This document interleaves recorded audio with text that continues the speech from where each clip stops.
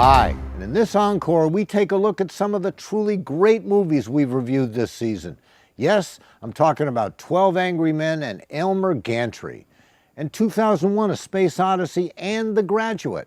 And of course, we'll have Carla's Campy Picks, and we'll answer your email. So, pick up your iced tea, lean back, pick up your feet, and let's get going.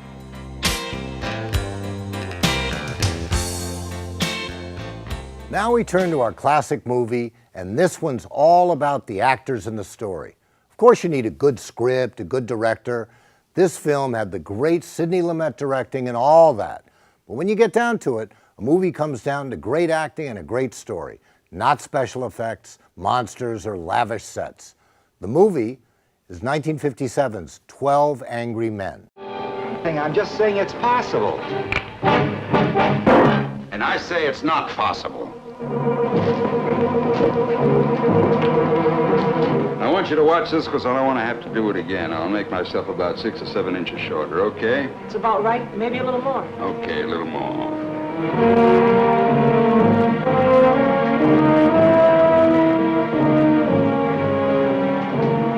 What's on?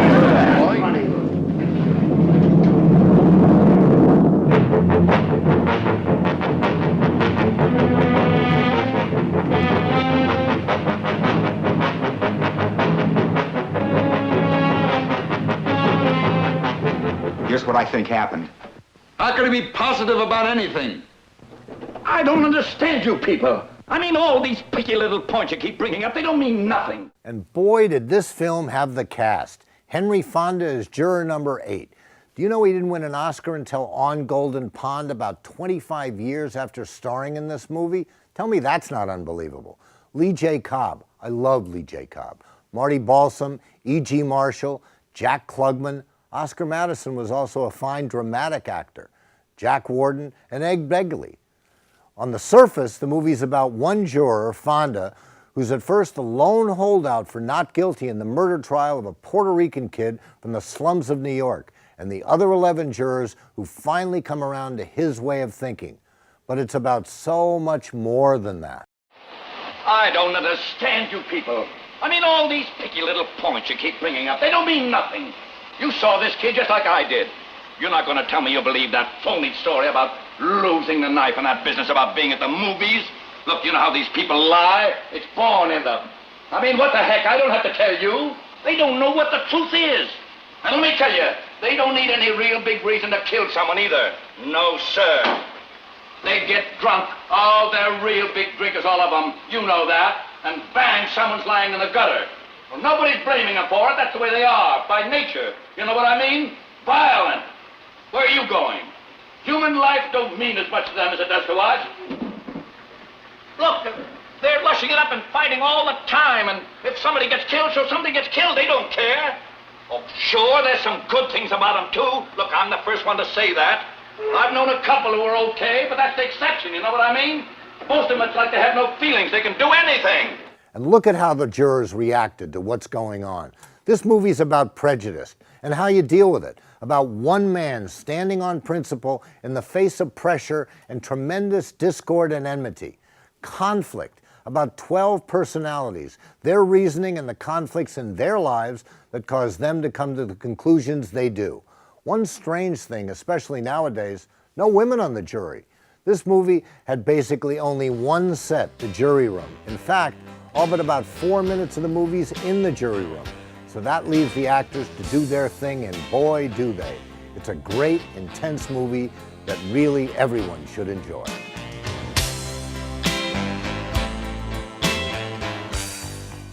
Now it's time for my classic pick, and I've got a movie for you that I absolutely loved. And it had one of my favorite acting performances ever. It's Burt Lancaster in 1960's Elmer Gantry. Elmer Gantry is an all-American boy. He's interested in money, sex, and religion. What the hell's the big idea? Elmer. You really think I'm going to sit still for a shakedown? Baby, how could I put the squeeze The old on Badger you? game, huh? Who's going to take the word of a $5 hooker You better against make it Elmer good. Gantry? I only wanted to see you for... For what? Well, For what? What What do you think will get you into God's own glorious heaven? This ace of spades? Your bank book? Or this pledge to be a good Christian? I'd like to tear those holy wings off you, make a real woman out of you. I'd show you what heaven's like. No golden stairways or harp music or silvery clouds. Just ecstasy, coming and going. Sin, sin, sin. You're all sinners. You're all doomed to perdition. Lancaster was magnificent. He won an Oscar, as did co-star Shirley Jones. Yup, Shirley Partridge of the Partridge Family. The stellar cast also included previous winners Gene Simmons and Dean Jagger, and Arthur Kennedy, a 5-time nominee who lost out to my father 9 years earlier in 1951 for my father's Charlie Allnut in African Queen. The movie's about a charismatic, big-drinking, traveling salesman who stumbles on a revivalist show run by Gene Simmons, Sister Falconer, and they join up and become lovers. Then Gantry draws the attention of a big city reporter played by Kennedy and a former Gantry girlfriend, now a hooker, as I said, played by Shirley Jones. Gantry has a voice made for promises. Can he save anybody? Can he? Can he? Anywhere, anytime. In the tent, standing up, laying down, or any other way. And he's got plenty of ways. Lulu? Was you saved by him, Lulu, honey? Sister, I was saved by him way back in Schonheim, Kansas. Love. Love is the morning and the evening star. And what is love? Not the carnal, but the divine love. Oh, he gave me special instructions back at the pulpit Christmas Eve. He got to howl and repent, repent. And I got to moan and save me, save me. Shirley was just so good. And the film was directed by one of my father's great friends, the brilliant Richard Brooks, who was also a writer. My father loved writers. Brooks won an Oscar for the screenplay. He was also Bogey's director in Deadline USA. He's usually left out of the great director discussions, but let's see. Cat on a Hot Tin Roof, Looking for Mr. Goodbar, Blackboard Jungle, not bad, I'd say. But the movie, it was Lancaster's. And before I'm through, I'm going to give you all the hell in the Bible. And if you don't like it, you better fix it up with the Lord, because the Lord put it there. Listen to me, sinners. Listen to me, sinners. You can't pray to kingdom come and play bridge or poker. And mother, you can't say your psalms and look at God through the bottom of a beer mug, now can you? And you, brother, you can't go to church on Sunday and cheat at business on Monday. We're coming back to you, God. We're coming back to the old-time religion. As I said, this is one of my favorite performances by any actor. I was as enamored with Lancaster in this movie when I first saw it 40 years ago as I am now. And I urge you to watch it. Real entertainment, Hollywood style.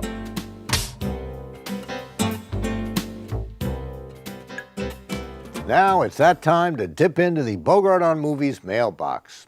Andy in South Palm Beach writes, I had access to some genealogy websites that I used to look up famous people, and I found some census forms from New York, from Manhattan in 1920, that has information on your father, his sister, and his mother and father.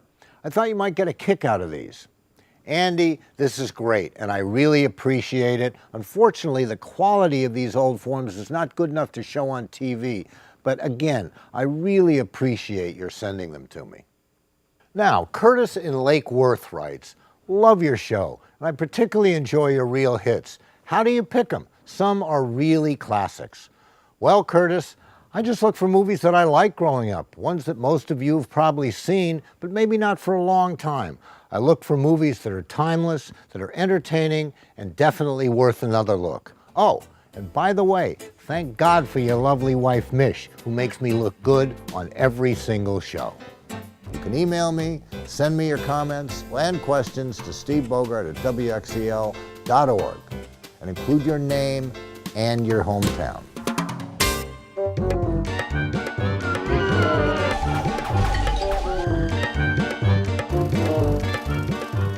This week's campy pick is the Tingler. And in 1959, when it was released, the producer issued a warning to viewers. Really scary. I'm William Castle, and I feel obligated to warn you about the next attraction you will see at this theater. The picture is The Tingler, which I directed. And for the first time in motion picture history, members of the audience, including you, will actually play a part in the picture. You will feel some of the physical reactions, the shocking sensations experienced by the actors on the screen. I guarantee that The Tingler has more shocks per minute than my last film, The House on Haunted Hill. But don't be alarmed. You can protect yourself. When you see the picture, you will be told, and remember the instruction, how you can guard yourself from attack by The Tingler. And now may I show you a few scenes from The Tingler?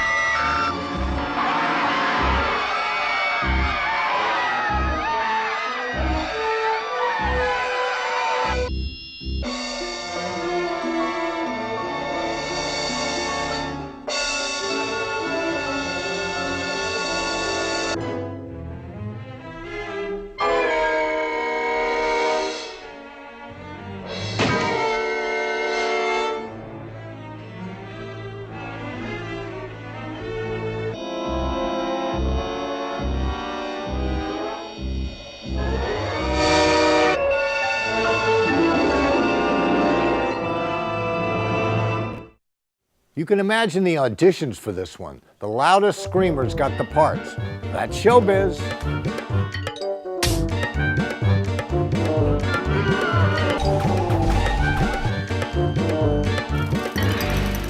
Famous Monsters of Hollywood magazine names it Shock Award winner, the Monster of Piedras Blancas. The Monster of Piedras Blancas, the world's most shocking monster, stalks its unsuspecting prey, feasts its eyes on the next victim to writhe in its slimy arms. The screen's most nightmarish beast.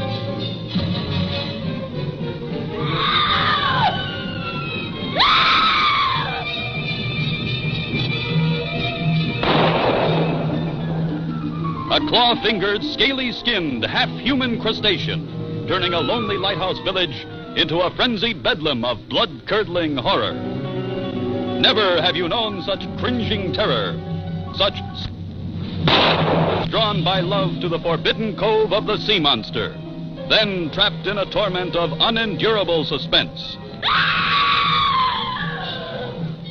In the screen monsterama of 1,000 incredible... See the movie named the most brain-paralyzing shock story of them all, The Monster of Piedras Blancas.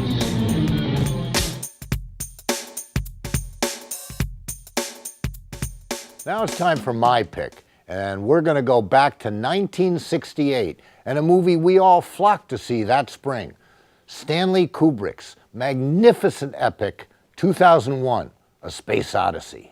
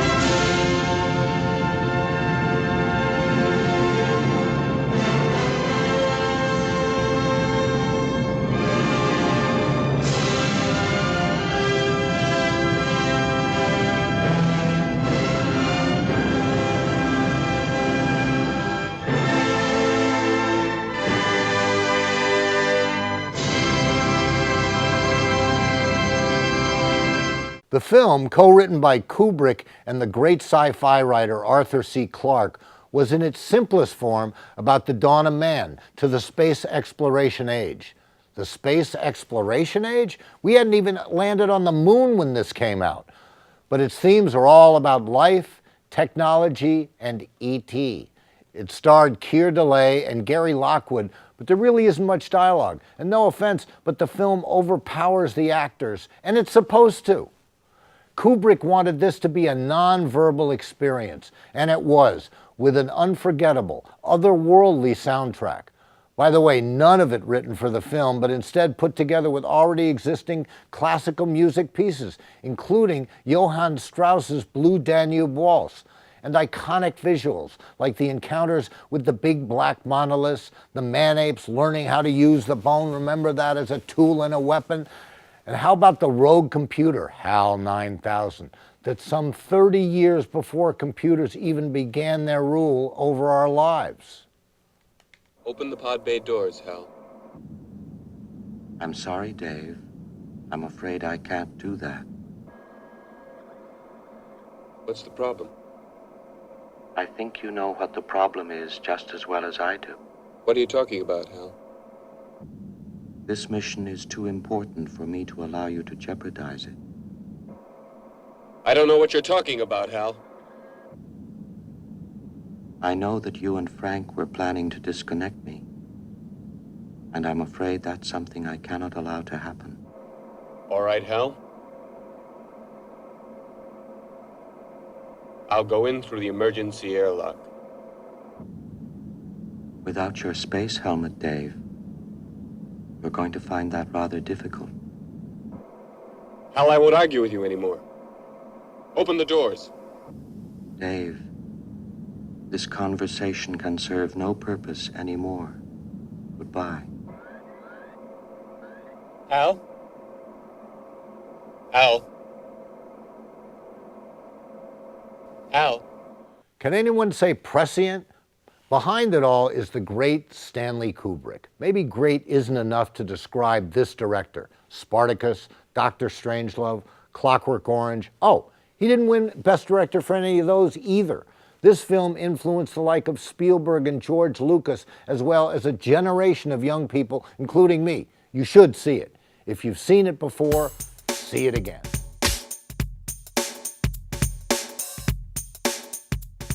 Now it's time for my real hit. And I got a movie for you that was not only a bellwether for my generation and marks the first major role for one of my all-time favorite actors, Dustin Hoffman, but it also made generational icons of the already popular folk duo Simon and Garfunkel. The movie, of course, is 1967's The Graduate.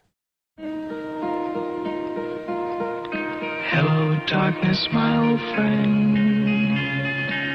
I've come to talk with you again. Listen, everybody, I want you all to be quiet. I've got Ben's college yearbook here, and I just want to read you some of the wonderful things about Ben. The point is, I don't love your wife, I love your daughters, sir.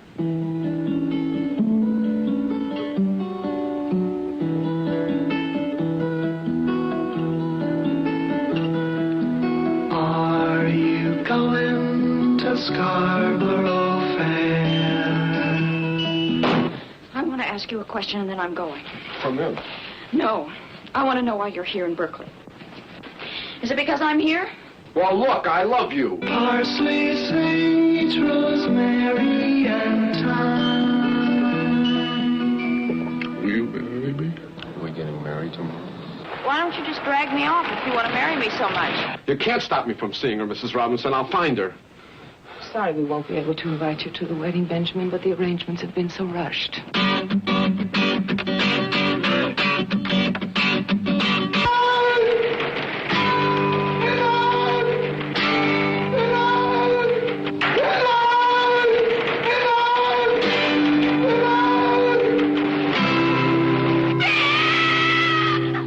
What a great scene.